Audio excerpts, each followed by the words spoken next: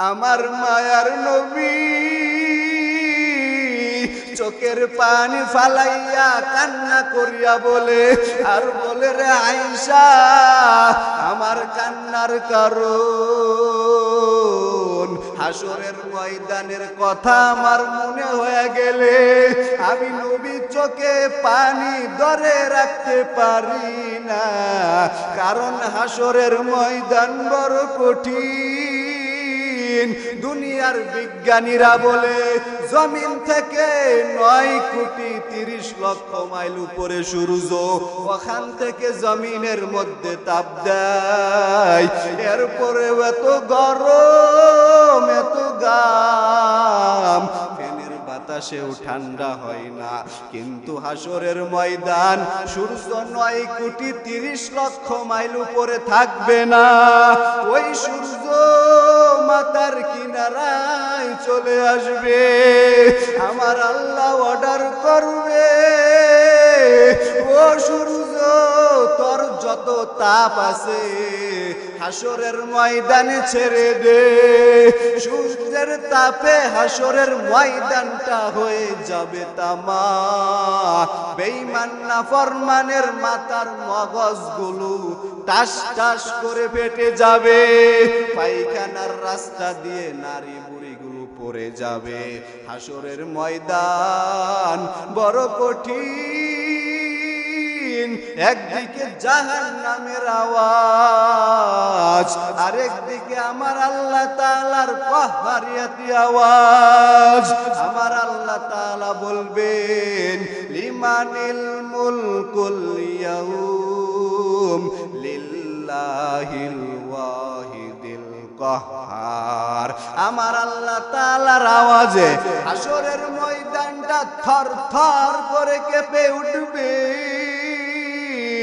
আরেকদিকে জাহান্নামের আওয়াজ। জাহান্নাম চিল্লাইয়া চিল্লাইয়া বলবে, হাল মিন মাজিদ। ও আল্লাহ, জাহান্নাম গুলো কই, বেনামাজি গুলো কই, সুদখোর গুলো কই, তাড়াতাড়ি আমার পেটে দাও। ও যুবক,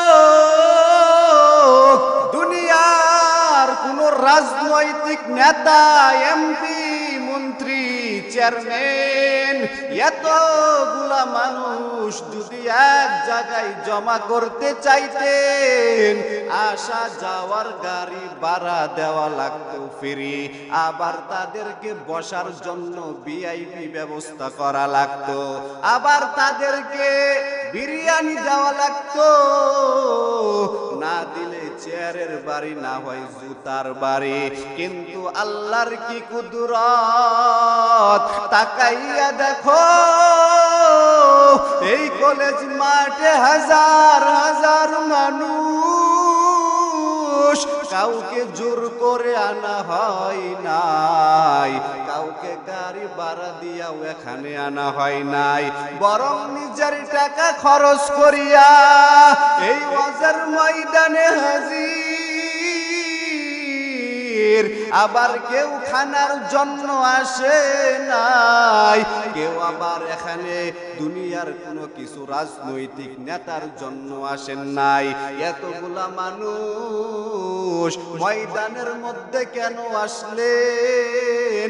এর একটাই কারণ, সবাই আল্লাহর মুহাব্বত আর মদিনাওয়ালা নবীর সুন্নতের আকর্ষণ। এর নবীর উম্মতের দল। ও যুবক, আজ তুমি সেই ইসলামটারে চিল্লা না, আজ তুমি অন্তরের মধ্যে আল্লাহর ভয় ঢুকাইতে পারলা না, আজ তোমার অন্তরের মধ্যে, দিলের মধ্যে নবীর মুহাব্বত তুমি জমা করতে পারলা না। এর নবীর উম্মতের দল, আজ তুমি দুনিয়ার পিছনে পড়িয়া অন্তরের মধ্যে তুমি আর্জেন্টিনার মুহাব্বত ঢুকাইয়া দিলা। আজ তুমি তোমার অন্তরের মধ্যে ব্রাজিলের মোহাব্বত ঢুকায়া দিলা। আজ তুমি নেইমারের মোহাব্বত তোমার অন্তরের মধ্যে ঢুকায়া দিলা। নেইমার যে স্টাইলে চুল কাটে তুমিও সেই স্টাইলে চুল কাটো। মেসি যেই জামা পরে যেই গেঞ্জি পরে তুমিও সেই পোশাক পরো, তুমিও সেই জামা পরো। এরে নবীর উম্মতের দল, আজরাইল আইসা যদি জীবনটা নিয়ে যায় ওই কবরের ভিতরে আর্জেন্টিনা তোমার কাজে আসবে না। ওই কবরের ভিতরে নেইমার কোনো কাজে আসবে না। ওই কবরের ভিতরে কোনো নায়ক নায়িকা গায়ক গায়িকা কাজে আসবে না। ওই কবরের ভিতরে শুধু আমার আল্লাহর মুহাব্বত, ওই কবরের ভিতরে শুধু আমার নবীর পরিচয় ছাড়া অন্য কোনো পরিচয় কাজে আসবে না।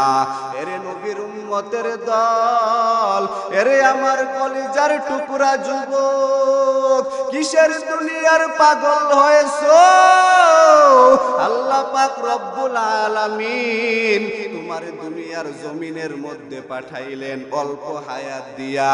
আল্লাহ তাআলা তোমার দুনিয়ার জমিনের মধ্যে পাঠাইলেন পরীক্ষা দেওয়ার জন্য। আল্লাহ রব্বুল আলামিন বলেন, ফারিকুম ফিল জান্নাতি ওয়া ফারিকুম ফিস সাঈর। এরে বান্দা, দুনিয়াতে আসার পরে যদি নেক আমল করতে পারো তাহলে তুমি জান্নাত পাইবা। আর দুনিয়াতে আসার পর যদি অন্যায় করো, গুনাহ করো, তাহলে কবরের মধ্যে জাহান্নামের আগুন জ্বলবে। এরে নবীর উম্মতের দল, এরে পর্দার আড়ালের আম্মা জানেরা, ভালো করে শুনো। আজ আমি এই চেয়ারের মধ্যে বসে বসে বয়ান করি, হাজার হাজার মানুষ, এরে আম্মা জানেরা, কত দূর দূরান্ত জায়গা থেকে বয়ান শোনার জন্য এখানে উপস্থিত হয়ে গেলেন। এরে নবীর উম্মতের দল, ও যুবক ভাইয়েরা, ও পর্দার আড়ালের আম্মা জানেরা, ভালো করে শুনো। আজ আমি এই চেয়ারের মধ্যে বয়ান করি, হাজার হাজার মানুষ। আজ আমার মাও একজন মা, আপনিও সন্তানের মা। একজন কোরআনওয়ালার মাও মা, আপনিও সন্তানের মা। মসজিদের খতিব সাহেব হুজুরের মাও একজন মা, আপনিও সন্তানের মা। বড় বড় আল্লাহওয়ালাদের মাও মা, আপনিও সন্তানের মা। ও মা, মনটা কি চাই না একজন আলেমের মা হইয়া কবরে যাবেন? মনটা কি চাই না একজন কোরআনওয়ালা হাফেজের মা হইয়া কবরে যাবেন? কিসের দুনিয়ার পাগল হয়েছেন? একজন কোরআনওয়ালার মা হইয়া যদি কবর যাইতে পারেন, কবর জান্নাতের বাগান হয়ে যাবে। এর মা, আপনার সন্তান আপনার জানাজার ইমাম হয়ে যাবে। আপনার সন্তান কবরের মধ্যে রাইখা আপনার সন্তান দোয়া করবে, রব্বির হামহুমা কামা রব্বায়ানি সগীরা। ও আল্লাহ, তুমি আমার মাকে মাফ করিয়া দাও। ওই সন্তান যখন দোয়া করবে, মায়ের কবরের মধ্যে জান্নাতের বাগান হয়ে যাবে। এর মা একজন আদর্শওয়ালা বান মা হইয়া এর পরে কবরের মধ্যে যাইও। দুনিয়াটা কিছুই না রে মা, দুনিয়াতে কয়দিন আর বাহাদুরি করবা? ও মা, তোমার সন্তানের ব্যবহার এত কেন খারাপ? তোমার সন্তানের ব্যবহারে এলাকার মানুষেরা কেন কষ্ট পায়? তোমার সন্তানের ব্যবহারের কারণে মুরব্বীরা কেন কষ্ট পায়? তোমার সন্তানের ব্যবহারের কারণে এলাকার মানুষ সবাই ঘরে ঘরে কষ্ট পায়, তোমার সন্তানের ব্যবহারের কারণে শিক্ষকেরা কষ্ট পায়। ও মা, একজন আদর্শওয়ালা মা হইয়া এরপরে কবরে যাইও। এর নবীর উম্মতের দল, এর যুবক, ভালো করে শুনো, যদি মা বাবার সাথে বেয়াদবি করো, যদি মুরব্বিদের সাথে বেয়াদবি করো, যদি শিক্ষকদের সাথে বেয়াদবি করো, তুমি দুনিয়াও পাইবা না, আখিরাতও পাইবা না। এর মা, ভালো করে শুনে নাও, স্বামীর ঘরে এসেছো বিয়ে করে, নতুন নতুন শাড়ি পরে, কত আনন্দ, কত হাসি উল্লাস, কিন্তু এই স্বামীর ঘর থেকে একদিন সাদা কাপড়ের প্যাকেট বানায়া তোমার ঘর থেকে বের করে দিবে। সন্তানগুলো মা মা বলে কাঁদবে। ও মা, আর তুমি জবাব দিতে পারবা না। গোসল করাইয়া, জানাজা পড়াইয়া, এমন একটা জায়গায় তোমাকে রাইখা সবাই চলে আসবে, যেই বাঁশ বাগানে দিনের বেলাও যাওয়া যায় না, সাপ বিচ্ছু পোকামাকড়ের ঘর, ওই বাঁশ বাগানে কবর খনন করিয়া, জানাজা পড়াইয়া কবরের মধ্যে রাইখা চলে আসবে। ওই কবরের মধ্যে ডানে মাটি, বামে মাটি, ওই কবরে কেউ নাই। রাতের বেলা তুমি মশারি ছাড়া ঘুমাইতে পারো না, মশার ভয়, একটা কয়েল ছাড়া ঘুমাইতে পারো না, মশার ভয়। কিন্তু কবরের ভিতরে তো কেউ নাই, কবরের ভিতরে আলো নাই, বাতাস নাই, কয়েল নাই, মশারি কই পাইবা? ওই অন্ধকার কবরে কেউ নাই, ওই অন্ধকার কবরে যদি গুনাহ নিয়া যাও, কবর দুই পাশ থেকে এমন জোরে চাপ দিবি, পাজরের হাড়গুলো চুরমার হয়ে যাবে রে আম্মা জান। ওই কবরের ভিতরে জাহান্নামের আগুন, ওই কবরের ভিতরে একটা না, দুইটা না, 70 থেকে 99টা সাপ। এরে আম্মা জান, দুনিয়ার পিছনে পড়িয়া দুনিয়ার দিকে যাইতাছো, যদি কবরের আযাব থেকে বাঁচতে চাও, যদি কবরের ভিতরে জান্নাতের বিছানা পাইতে চাও, দুনিয়াতে নামাজ পড়ো, পর্দা করো, স্বামীর খেদমত করো, দুনিয়াতে তুমি কোরআন পড়ো, শ্বশুর শাশুড়ির খেদমত করো, কারণ কবরের আযাব বড় কঠিন। নবীর কন্যা ফাতেমা রাদিয়াল্লাহু তাআলা আনহার ইন্তেকাল আগে নবী ডাক দিয়া বলে, ও ফাতেমা, ভালো করে শুনো, নিজেকে জাহান্নাম থেকে বাঁচাইয়া এরপরে কবরের মধ্যে যাও, কারণ কবর তোমাকে কিন্তু ছাড় দিবে না। ফাতেমা কয়েকদিন পর ইন্তেকাল হয়ে গেল। সাহাবায়ে কেরামরা জানাজা পড়াইয়া যখন কবরের মধ্যে রাখলেন, একজন সাহাবী আবু যর গিফারি রাদিয়াল্লাহু তাআলা আনহু কবরকে ডাক দিয়া বলে, এরে কবর, এই কবরে কাকে রাখলাম জানো? এই কবরে নবীর কন্যা ফাতেমাকে রাখলাম, বেয়াদবি যেন না হয়। কবর কোনো জবাব দেয় না, কবরকে ডেকে ডেকে বলে, রে কবর, এই কবরে কাকে রাখলাম জানো? হযরতে আলীর স্ত্রীকে রাখলাম, বেয়াদবি যেন না হয়। কবর কোনো জবাব দেয় না, কবরকে ডাক দিয়া বলে, রে কবর, কাকে রাখলাম জানো? নবীজির কলিজার টুকরা ইমাম হাসান হুসাইনের মাকে এই জায়গায় রাখলাম। বেয়াদবি করবি না। কবর আল্লাহকে ডাক দিয়া বলে, ও আসমানের মালিক, আমি কবরের জবানটা খুলিয়া দাও, আমি সাহাবীর প্রশ্নের জবাবটা দিব। আমার আল্লাহ তাআলা কবরের জবানটা খুলিয়া দিলেন।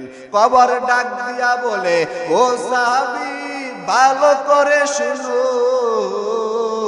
আমি কবর ফাতেমার পরিচয় চাই না, আমি কবর আলীর পরিচয় চাই নাই, আমি কবর হাসান হুসাইনের পরিচয় চাই নাই, আমি কবরের পরিচয় শুধু নেক আমল।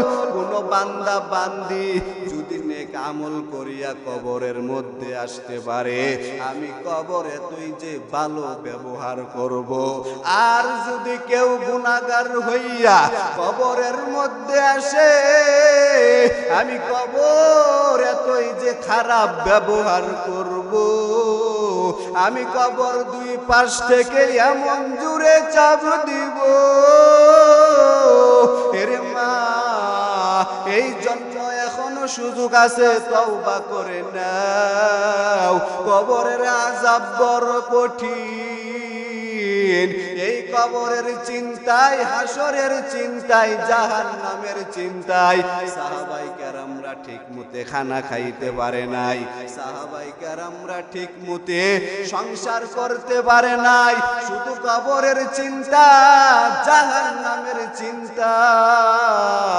এরে নবীর উম্মতের দল আম্মা জান আয়েশা রাদিয়াল্লাহু তাআলা আনহা বলে, আমি মাঝে মাঝে তাকায় দেখতাম মায়ার নবী আমার হুজরার ভিতরে বসিয়া বসিয়া কান্না করতেন। আমি জিজ্ঞাসা করতাম, ও পয়গম্বর, আপনি আমার হুজরার ভিতরে বসিয়া বসিয়া কেন কান্না করেন? আমার মায়ার নবী চোখের পানি ফালাইয়া কান্না করিয়া বলে, আর বলে, রে আয়েশা, আমার কান্নার কারণ হাসরের ময়দানের কথা আমার মনে হয়ে গেলে আমি নবী চোখে পানি ধরে রাখতে পারি না। কারণ হাসরের ময়দান বড় কঠিন। দুনিয়ার বিজ্ঞানীরা বলে জমিন থেকে 9,30,00,000 মাইল উপরে সূর্য, ওখান থেকে জমিনের মধ্যে তাপ দেয়। এরপরে এত গরম, এত ঘাম, ফ্যানের বাতাসেও ঠান্ডা হয় না। কিন্তু হাসরের ময়দান সূর্য 9,30,00,000 মাইল উপরে থাকবে না। ওই সূর্য মাথার কিনারায় চলে আসবে। আমার আল্লাহ অর্ডার করবে, ও সূর্য, তোর যত তাপ আছে হাসরের ময়দানে ছেড়ে দে। সূর্যের তাপে হাসরের ময়দানটা হয়ে যাবে তামা। বেঈমান নাফরমানের মাথার মগজগুলো টাস টাস করে ফেটে যাবে। পায়খানার রাস্তা দিয়ে নারী বুড়িগুলো পড়ে যাবে। হাসরের ময়দান বড় কঠিন। একদিকে জাহান্নামের আওয়াজ, আরেকদিকে আমার আল্লাহ তাআলার পাহাড়িয়াতি আওয়াজ। আমার আল্লাহ তাআলা বলবেন, লিমানিল মুলকুল ইয়াউম লিল্লাহিল ওয়াহিদিল কাহ্হার। আমার আল্লাহ তাআলার আওয়াজে হাসরের ময়দানটা থর থর করে কেঁপে উঠবে। আরেকদিকে জাহান্নামের আওয়াজ, জাহান্নাম চিল্লাইয়া চিল্লাইয়া বলবে, হাল মিন মাজিদ। ও আল্লাহ, জাহান্নাম গুলো কই? বেনামাজি গুলো কই, সুদখোর গুলো কই, তাড়াতাড়ি আমার পেটে দাও, আমি আর সহ্য করতে পারতাছি না ক্ষুধার কারণে আল্লাহ, তাড়াতাড়ি আমার পেটে দাও। আমার আল্লাহ বলবে, ও জাহান্নাম একটু অপেক্ষা কর, আমি আল্লাহ বিচার শেষ করার পরে এরপরে জাহান্নাম গুলো তোকেই দিয়ে দিব। জাহান্নাম অপেক্ষা করতে চাই না, জাহান্নাম শুধু সামনের দিকে আগায়। এরে নবীর উম্মতের দল, কবর থেকে যদি বাঁচতে চাও, জাহান্নাম থেকে যদি বাঁচতে চাও, তওবা করিয়া ফিরে আসো, কারণ জাহান্নামের আগুন বড় কঠিন। যেই নবীদের কোনো গুনাহ নাই, নবীরা পর্যন্ত হাসরের ময়দানে নাফসি নাফসি বলে কান্না করবে।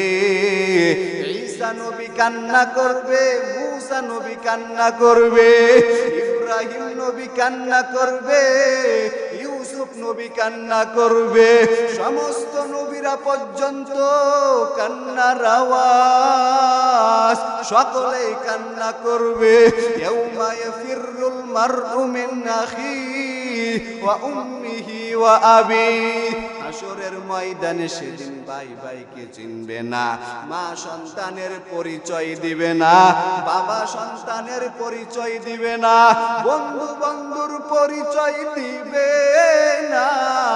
হাসরের ময়দান, সকলেই নাফসি নাফসি বলে কান্না করবে। ওই জাহান্নাম শুধু সামন দিকে আগাইতে চাই। আমার আল্লাহ অর্ডার করবে, ও ফেরেশতা, এই জাহান্নামকে ৭০,০০০ শিকল লাগাইয়া পিছনে ধরে রাখো। ৭০,০০০ শিকল লাগাইয়া জাহান্নামকে পিছনে ধরে রাখবে। জাহান্নাম ৭০,০০০ শিকল ছিড়িয়া শুধু সামন দিকে আগায় উম্মতের খাওয়ার জন্যে। এই অবস্থা দেখিয়া আমার আপনার মায়ার নবী এমন একটা দৌড় মারবে, মাকামে মাহমুদে চলে যাবে। ওই জায়গায় যাওয়ার পরে সিজদা দিয়া কান্না করবে আর বলবে, ও আল্লাহ, তুমি জাহান্নামকে ফিরাও, জাহান্নামকে ফিরাও। কারণ জাহান্নাম যেইভাবে সামন দিকে আগাইতাছে, আমার একটা উম্মতের ছাড় দিবে না। আমার মায়ার নবীর কান্না আল্লাহ সহ্য করতে পারবে না। আমার মায়ার নবীর চোখে পানি দেখা আমার আল্লাহ তাআলার মায়া লাগবে আর বলবে, ও নবী, আপনি কাঁদবেন না রে নবী, কারণ দুনিয়ার জমিনে আপনি কত কান্না করলেন। দুনিয়ার জমিনের মধ্যে শুধু কান্না করে আপনি কাটাইয়া দিলেন। দুনিয়ার জমিনের মধ্যে মা হারা এতিম হইয়া কান্না করলেন, বাবা হারা এতিম হইয়া কান্না করলেন, তাইফের ময়দানে রক্ত জড়াইলেন, উহুদের ময়দানে রক্ত জড়াইলেন। ইসলামের জন্যে, কালেমার জন্যে, উম্মতের জন্যে, কোরআনের জন্যে দুনিয়ার জমিনের মধ্যে না খেয়ে কষ্ট করে করে কালেমার দাওয়াত দিয়েছেন। দুনিয়ার জমিনের মধ্যে শুধু কান্না করেছেন। ও নবী, আজ আপনি কান্না করবেন না রে নবী, আপনার কান্না আমি আল্লাহ সহ্য করতে পারি না। আপনি মাথা উঠান রে নবী, আমি জাহান্নামকে ফিরাইতেছি। আমার আল্লাহ তাআলা ফেরেশতার হাতে সামান্য একটু পানি দিয়া বলবে, জাহান্নামের গায়ে ছিটায়া দাও। ওই ফেরেশতা হাতে পানি নিয়ে যখন জাহান্নামের গায়ে ছিটিয়ে দিবে, তখন জাহান্নাম শুধু পিছন দিকে দৌড়ায়, শুধু পিছন দিকে দৌড়ায়। এই অবস্থা দেখিয়া ফেরেশতা আল্লাহকে প্রশ্ন করবে, ও আল্লাহ, যেই জাহান্নামকে 70,000 শিকল দিয়ে ধরে রাখতে পারি না, এই জাহান্নামের গায়ে সামান্য একটু পানি ছিটিয়ে দিলাম, জাহান্নাম শুধু পিছন দিকে দৌড়ায়, এর কারণটা কি রে আল্লাহ? এটা কি জমজমের পানি নাকি আবি হায়াতের পানি, নাকি এটা দুনিয়ার কোন মহাসমুদ্রের পানি?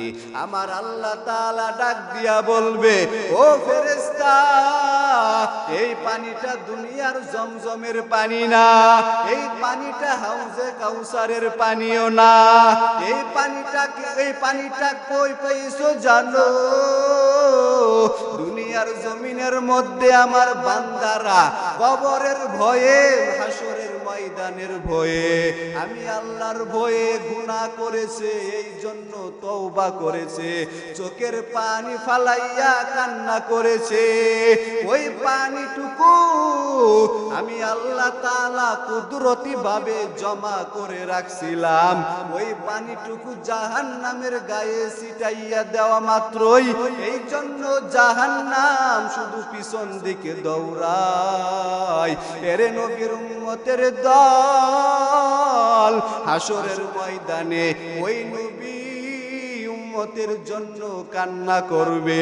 এরে আমার যুবক ভাই, দুনিয়াতে তুমি দাড়ি কেটে কেটে আমার নবীরে কেমনে কষ্ট দাও, এই দাড়িবিহীন কবরে কেমনে থাকবি, এই দাড়ি কাটা অবস্থায় হাসরের ময়দানে কেমনে দাঁড়াইবি, এই দাড়ি কাটা অবস্থায় আমার নবীর সামনে, আমার আল্লাহর সামনে কেমনে দাঁড়াইবি? এর যুবক, তোর পাও দুইটা গায়া দে, আমি তোর পায়ে হাত রাইখা বলি, আর গুনাহ করিও না, আর নামাজ বাদ দিও না। এরে যুবক, তোমার মতো কত যুবক স্কুলে পড়ে, কলেজে পড়ে, ভার্সিটিতে পড়ে, চাকরি করে, ব্যবসা করে, র্যাব, আর্মি, পুলিশ, বিডিআর, সাংবাদিক, নামাজ পড়ে অভাব নাই, জমিনের মধ্যে কৃষি কাজ করে, নদীর ভিতরে মাছ ধরে, আজান দিলেই মসজিদে হাজির। তুমি কেন পারবা না? তোমার দিলের ভিতরে কি আল্লাহর ভয় নাই? তোমার দিলের ভিতরে কি জাহান্নামের ভয় নাই? পিছনে যত অন্যায় করেছো, অপরাধ করেছো, তওবা করো চোখের পানি ফালাইয়া, আমার আল্লাহ তোমার জিন্দেগীর সব গুনাহগুলো মাফ করে দিবি।